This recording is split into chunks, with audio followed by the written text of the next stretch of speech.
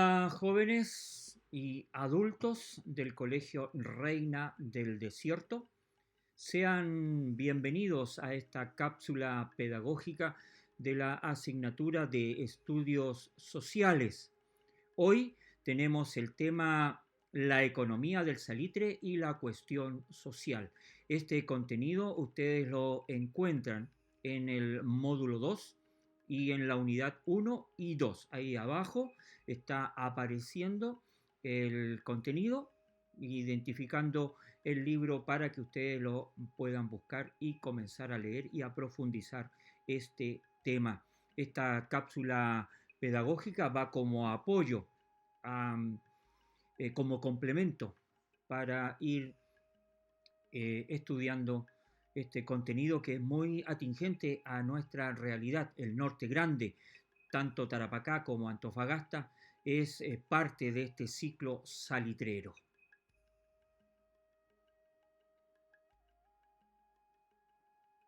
Aunque desde mediados del siglo XIX ya se conocía la existencia del salitre en las zonas de Tarapacá y Antofagasta, no fue sino hasta el fin de la Guerra del Pacífico, en 1883, con la incorporación de estas provincias al territorio nacional, que la explotación de este mineral aumentó considerablemente. Tanto es así que hacia 1900 el salitre era el principal soporte de la economía nacional o de los ingresos que tenía para el país. Junto a ello, el aumento de la población en el norte salitrero generaba una serie de actividades económicas asociadas como la agricultura y la producción de manufacturas sencillas que permitieron el abastecimiento de los miles de obreros que llegaron a trabajar a estas tierras. Todo ello permite concluir que el salitre se convierte en el verdadero motor de la economía nacional. Y con esa breve introducción vamos a ir entrando ya de lleno al contenido de la economía del salitre y la cuestión social. Para entrar de lleno, los voy a invitar a observar un pequeño documental que no dura más allá de unos 10 minutos, en que nos va a ayudar a entender este periodo tan importante para la historia de Chile y por supuesto para nuestro norte grande.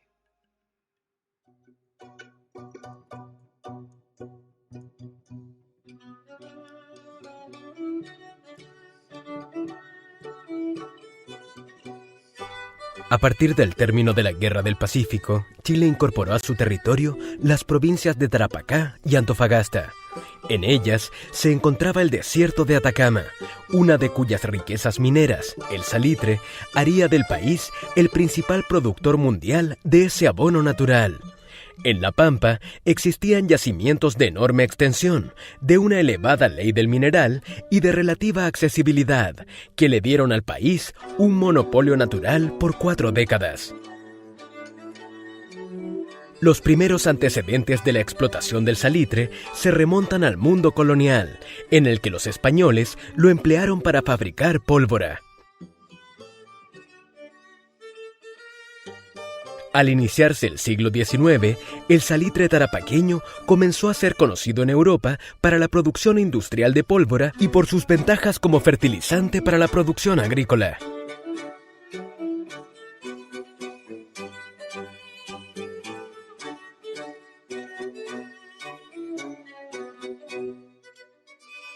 En este periodo, la explotación del salitre se caracterizó por su orientación premoderna, basada en unidades productivas dispersas y de baja tecnología, hasta que se consolidó la implementación de un sistema llamado Shanks, principalmente en las provincias de Tarapacá y Antofagasta, que entre los años 1876 y 1924 permitió producir salitre hasta una ley de nitrato de potasio de 14%.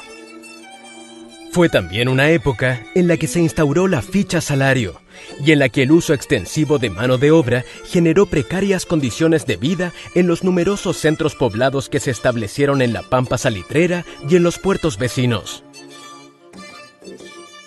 El crecimiento de la población en las localidades y oficinas del interior y en puertos y caletas se produjo rápidamente a causa de la migración de hombres y mujeres al norte grande que buscaban oportunidades de progreso, lo que contribuyó al surgimiento de un proletariado industrial y una incipiente clase media. En definitiva, fue la base para un conjunto de transformaciones sociales y políticas que cambiarían al país en el siglo XX. Solo a fines de los años 20 llegó la modernización de la industria con el sistema denominado Guggenheim, caracterizado por la electrificación y mecanización de los procesos de extracción y tratamiento del salitre, y que se implementó en las plantas salitreras de María Elena y Pedro de Valdivia, en la provincia de Antofagasta. La producción del salitre tuvo un proceso de expansión progresiva hasta fines de la Primera Guerra Mundial. De 500.000 toneladas en la década de 1880, llegó a bordear 1.800.000 toneladas métricas de producción anual durante los años del conflicto bélico.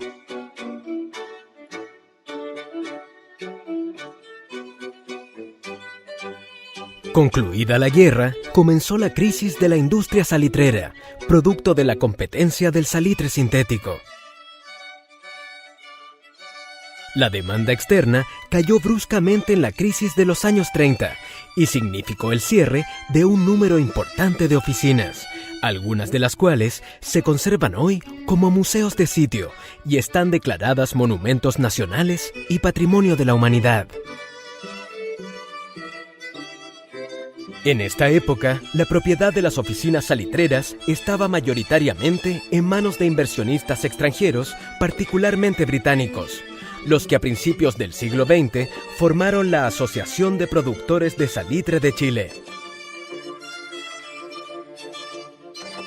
Por otra parte, la institucionalidad a cargo de controlar las empresas privadas se inició con la Delegación Fiscal de Salitreras, un organismo creado en 1895 al que sucedieron, entre otros, la Superintendencia del Salitre y Minas en 1927, el Servicio de Minas del Estado en 1960 y el actual Servicio Nacional de Geología y Minería, Sernagiomín, cuyo objetivo es contribuir al conocimiento geológico y geofísico del territorio nacional, fiscalizar las condiciones de seguridad minera, asesorar al Estado respecto de la propiedad minera y elaborar las estadísticas mineras de Chile.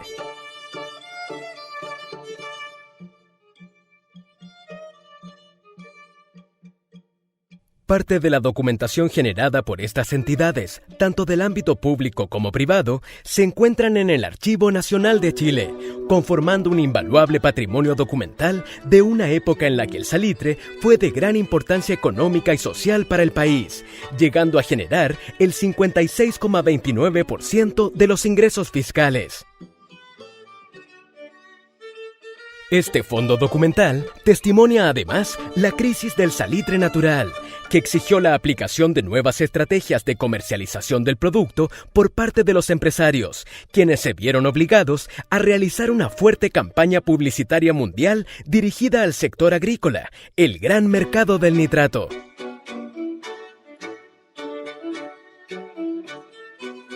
Esta campaña se plasmó en diferentes formatos. El más utilizado fue el papel impreso, incluyendo imagen y texto para resaltar las propiedades del salitre y sus positivos efectos en la agricultura.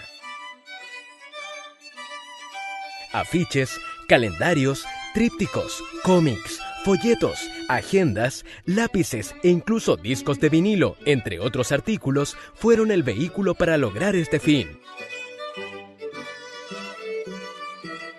El destino de estos productos publicitarios fue Europa, más tarde el Medio y Lejano Oriente y finalmente América del Sur. Es así como circularon en Alemania, Bélgica, Holanda, España, Estados Unidos, Francia, el Reino Unido e Irlanda, Italia, Rusia, Portugal, Suiza, Checoslovaquia y Escandinavia, actualmente Suecia, Noruega y Dinamarca, entre otros.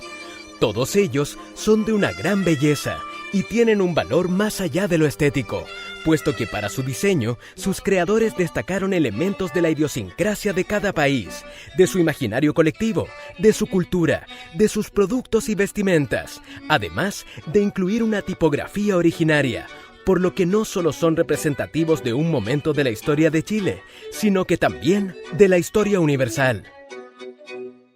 Para dar a conocer a la ciudadanía esta valiosa documentación iconográfica, se ha publicado una edición de la carpeta denominada Imágenes del Salitre, que incluye el contexto histórico de la producción del mineral y la presentación de 27 láminas sobre la publicidad realizada para su comercialización en diversos países del mundo, incluyendo una síntesis del periodo en que cada afiche fue editado y distribuido.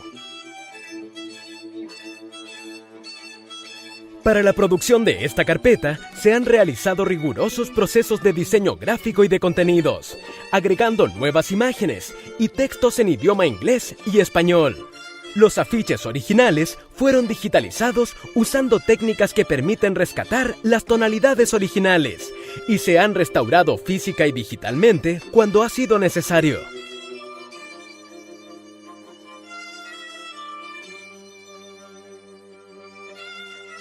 De esta manera, el Archivo Nacional de Chile pone a disposición de la comunidad este valioso material histórico, contribuyendo con esto a la difusión del patrimonio documental de todos los chilenos, en formato impreso y a través del sitio web www.salitredechile.cl.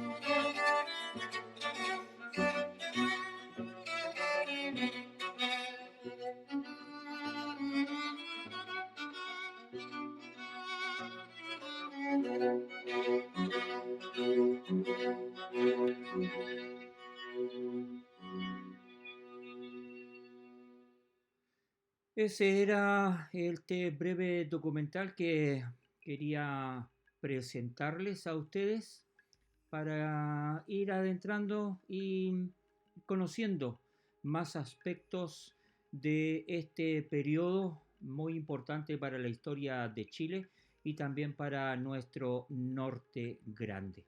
Y para ir todavía más complementando el video que ustedes han observado y todas las otras imágenes que le he presentado, voy a mostrarle una presentación para ir complementando los contenidos que ustedes encuentran en su módulo número 2, unidad 1 y 2, tal como ahí aparece en la barra informativa que está apareciendo en pantalla. Esta presentación lleva por título, por supuesto, La economía del salitre y la cuestión social.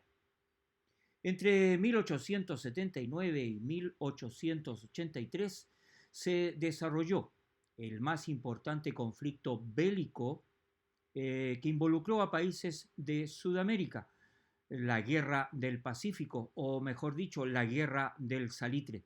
Esta estuvo marcada por la posesión de los ricos territorios de nitrato, mineral esencial en la producción agrícola y posteriormente en la producción armamentista para la fabricación de explosivos, específicamente de pólvora. Chile se enfrentó a Perú y Bolivia por el dominio de las provincias de Tarapacá y de Antofagasta, con victoria para nuestro país, tras lo cual la riqueza salitrera quedó en sus manos. Desde este momento en nuestro país, más bien la élite gobernante, se planteó la pregunta de qué hacer con las oficinas salitreras, su explotación y su exportación. La resolución es hasta el día de hoy fuente de críticas ante la indolencia por una gran oportunidad desperdiciada. Desde la década de 1840 se evidenció el verdadero impulso de la industria salitrera debido a la creciente demanda extranjera desde Europa y los Estados Unidos.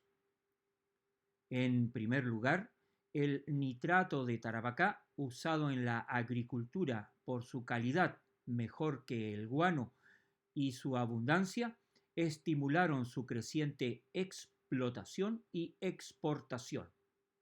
De esta manera, empresarios extranjeros como el inglés Jorge Smith en la década de 1850 y 1860 y el alemán Juan Gildemeister en la década de 1870, junto con el chileno Pedro Gamboni, quien en 1853 introdujo una nueva técnica para procesar el nitrato, se enriquecieron con la industria del salitre.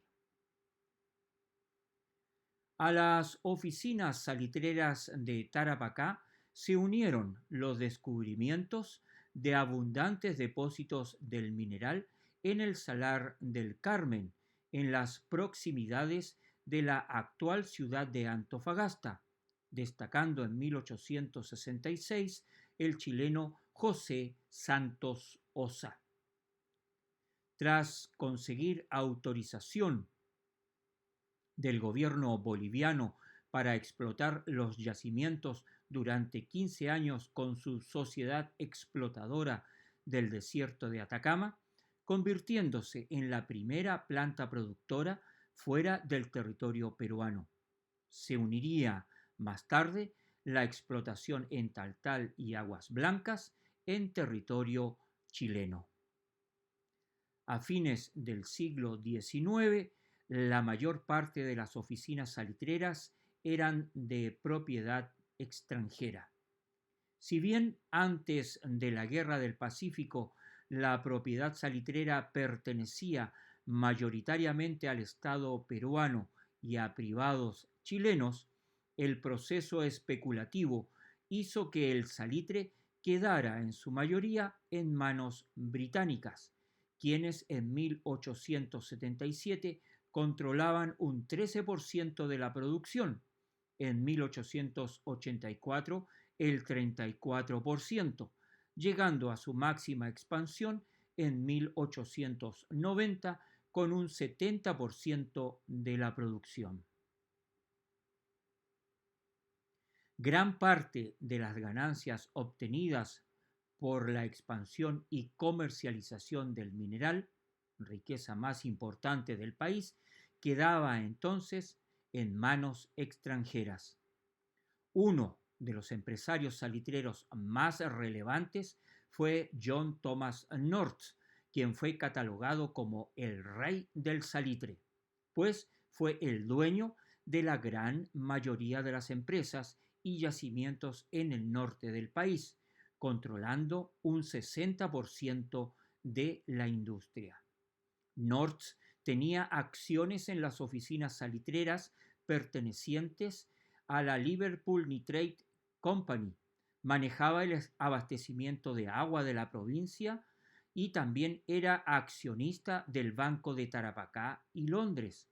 Controlaba parte importante del aprovisionamiento de alimentos y herramientas en la región salitrera y en los puertos y los ferrocarriles, fundamentales para llegar a los puertos de embarque.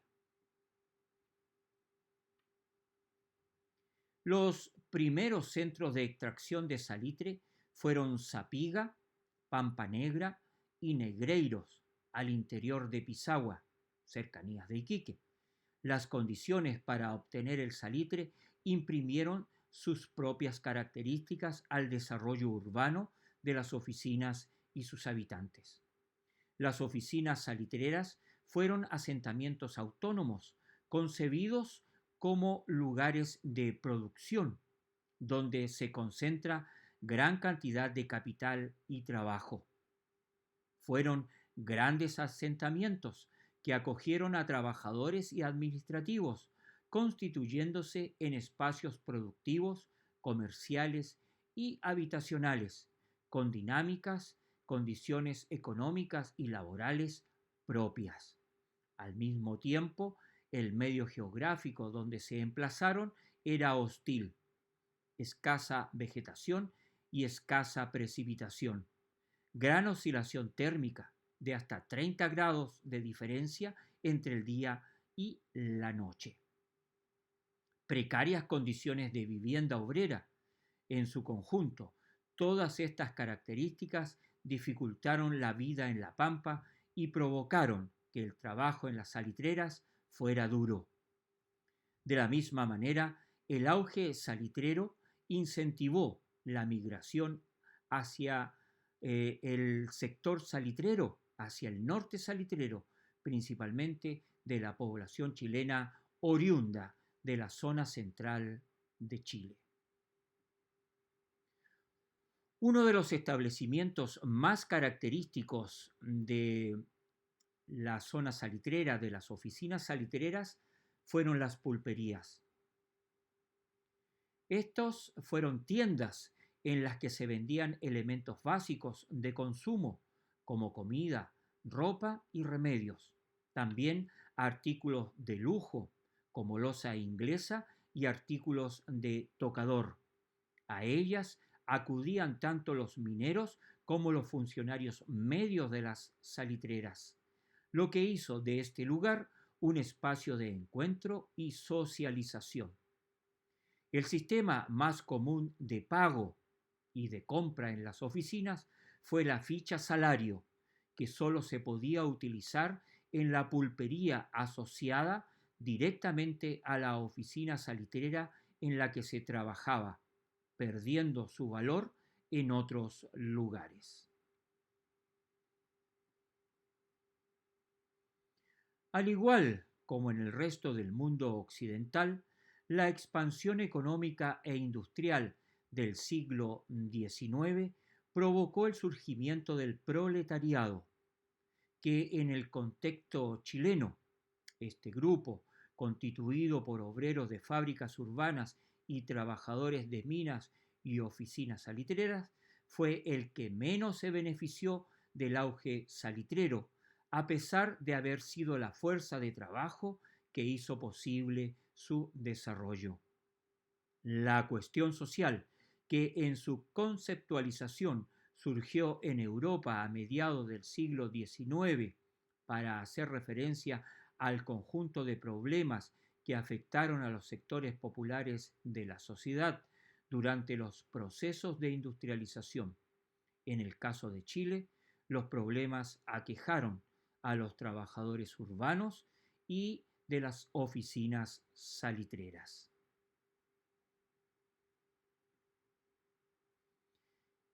Entre las causas que generaron la cuestión social se puede establecer la migración campo-ciudad debido al desplazamiento y desarrollo de miles de trabajadores junto a sus familias del campo a las ciudades como Santiago, Valparaíso y a las provincias del norte grande. Este desarraigo era en búsqueda de mejores condiciones de vida y laboral. El explosivo proceso de urbanización también es otra causa que va a producir este problema de la cuestión social. Esto se evidenció en la falta de infraestructura urbana, donde los nuevos habitantes instalados en la periferia carecieron de servicios básicos como alcantarillado y agua potable, provocando insalubridad y falta de higiene. Una tercera causa de la cuestión social la encontramos en la inexistencia de leyes laborales que permitía la explotación del obrero con largas jornadas de trabajo, sin descanso y salarios bajos. En las oficinas salitreras, ya hemos dicho, se pagaba con fichas canjeadas por productos a alto valor solo en las pulperías dentro de las mismas oficinas salitreras. Esta causa generó variadas protestas de los trabajadores que terminaron en matanzas obreras, como la de la Escuela Domingo Santa María de Iquique en 1907. La respuesta a la cuestión social surgió de distintos sectores, de la Organización de los Trabajadores, de la Iglesia Católica, de las corrientes ideológicas o de los partidos políticos de la época. El Estado, por su parte, no tomó cartas en el asunto, ya que, influido por el liberalismo, consideraba esos asuntos como relaciones entre particulares y más bien buscó mantener el orden, reprimiendo con dureza los levantamientos y huelgas. Ejemplo de ello, la huelga de la carne en 1905 o la tristemente célebre matanza de la Escuela Santa María en 1907, en donde perdieron la vida muchos trabajadores. Sin embargo, llegó un momento en que la tensión social y política puso en evidencia que los problemas de los sectores populares no podían resolverse individualmente, llevando al Estado chileno a dictar leyes y medidas de protección para ellos. Algunas de estas fueron la Ley de la Silla en 1905, la Ley sobre Accidentes del Trabajo, la Ley del Descanso Dominical y la Ley sobre Salas Cunas, todas estas últimas promulgadas durante el año 1917. Tanto la industrialización incipiente como la urbanización y el fenómeno salitrero contribuyeron a las modificaciones en la manera de vivir de los sectores populares. Luego de un giro importante, llegaron a convertirse en protagonistas del periodo, encontrando una identificación muy clara como grupo social, luchando por ser incluidos dentro de la vida política nacional. La fiebre del salitre perduró en la Bolsa de Londres hasta 1889, mientras que el ciclo de este mineral en los países sudamericanos finalizó en la década de 1930, luego de una serie de crisis por la invención del salitre sintético y luego la depresión de los años 30, que hizo caer las exportaciones del salitre en un 90%. Actualmente, los asentamientos mineros persisten en calidad de pueblos fantasmas. Estas ruinas pueden visitarse y en ellas puede observarse el testimonio de aquel periodo de esplendor.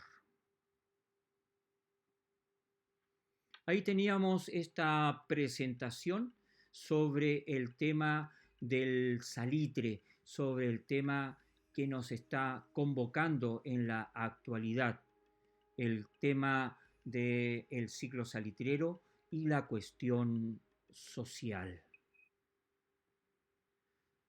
A lo largo de la historia de nuestro país, los sectores populares siempre habían vivido en una situación de desventaja con respecto al resto de las clases sociales del país.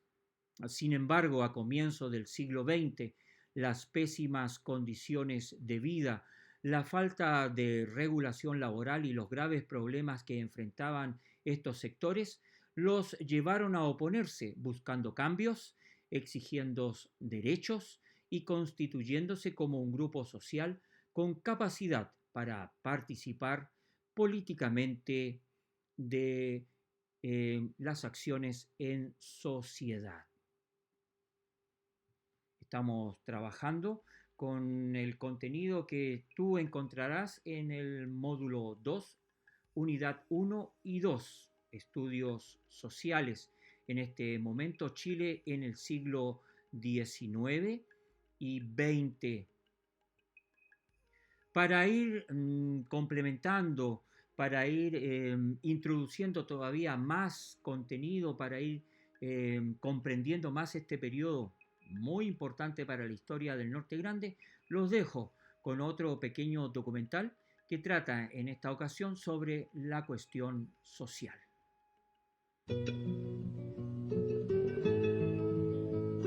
Se le llama cuestión social al conjunto de problemas sociales, económicos y culturales entre los años 1880 y 1920. Afectó principalmente a la clase obrera, en el ámbito laboral y las condiciones de vida. Fue originada a través de las transformaciones que sufrió el país luego de estar en la cúspide del auge económico gracias a la explotación de las salitreras en la pampa chilena.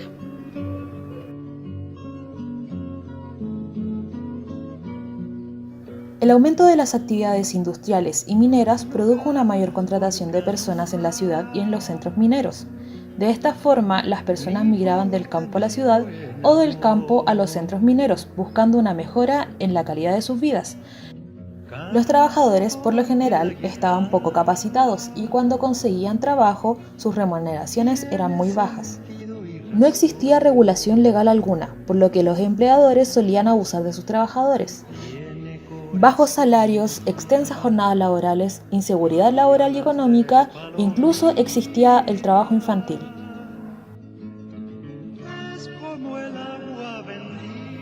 Al no estar preparadas las ciudades para recibir a tanta gente, surgen los conventillos, albergando a más de 75.000 personas y arrastrando consecuencias entre quienes viven ahí. Debido a la insalubridad existente, comenzaron a propagarse enfermedades, entre ellas el cólera, tifus y la viruela. Eran altos los riesgos de muerte entre los recién nacidos, pues no existían centros de salud. También fue el auge del alcoholismo y la prostitución. Las personas no tenían acceso a educación, por lo que las tasas de analfabetos eran demasiado altas.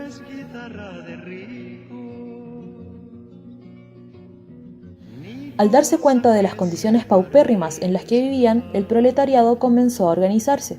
Se comenzaron a producir marchas multitudinarias donde los obreros y sus familias salían a protestar, con el fin de que el Estado los escuchara en sus demandas. Los trabajadores no podían acceder a la sindicalización, pues esta no existía, y era vista como un acto de rebeldía hacia quienes les daban una oportunidad de trabajo. Tanta fue la decadencia de la clase obrera que cuando comenzaron a luchar por el bienestar de ellos y de sus familias, miles fueron dados muertos. Este hecho lo podemos contextualizar en la matanza de Santa María en Iquique, en 1907, donde miles de trabajadores recorrieron kilómetros exigiendo dignidad laboral y bienestar para los suyos, pero solo encontraron la muerte. A causa de todos estos actos, el Estado comienza a actuar en beneficio de la clase trabajadora, creando las primeras leyes que conducirían al actual sistema de protección laboral en Chile.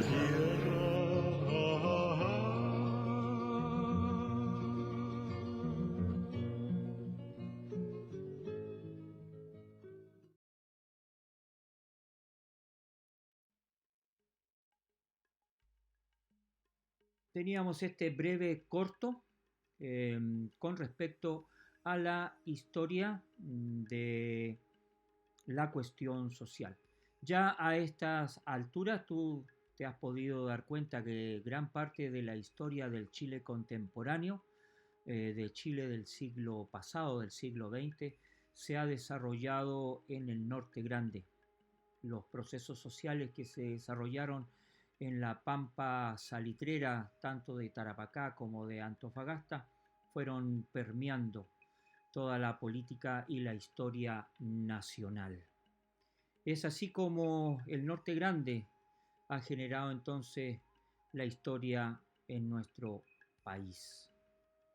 Chile, el ciclo salitrero 1880-1930. Sin embargo, ese esplendor se apagó. Hacia los años 30, los avances tecnológicos posibilitaron la elaboración del salitre sintético, lo que tuvo como consecuencia que este mineral dejara de ser un producto altamente cotizado. Por esta razón se habla del ciclo salitrero, enfatizando el periodo de tiempo en el cual el salitre tuvo un rol protagónico en la economía del país, destacándose con ello un inicio, una caída y un fin del apogeo de la explotación de este mineral. Y con estas palabras, con esta conclusión, vamos poniendo fin a esta cápsula pedagógica de estudios sociales correspondiente al primer nivel medio del Colegio Reina del Desierto. Estamos trabajando con el módulo 2, Chile, siglo XIX y XX, unidad 1 y 2. Los dejo invitado a una nueva cápsula pedagógica para una nueva oportunidad. Hasta otro momento.